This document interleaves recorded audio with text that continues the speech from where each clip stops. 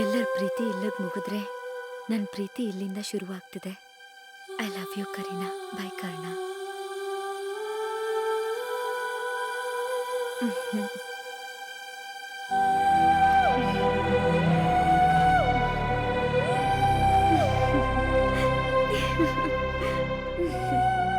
ಈ ಹುಡುಗಿರ್ ಸತ್ ಮೇಲೂ ಕೂಡ ಹುಡುಗರು ನೆಮ್ಮದಿಯಾಗಿ ಬಿಡಲ್ಲ ಅಲ್ವಾ?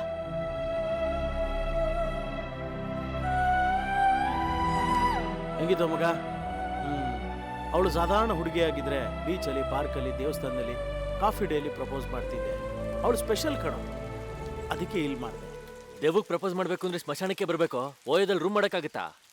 ಹೋಗಲೇ, ತಲೆ ಕೆಟ್ಟವನೇ. ಲೇ, ಅವಳು ನಾಚ್ಕೊಂಡು ನಗ್ತಾ ಓಡೋದ್ಲಲ್ಲ, ಅದು ಓಕೆ ತಾನೆ? ಓಕೆನಾ?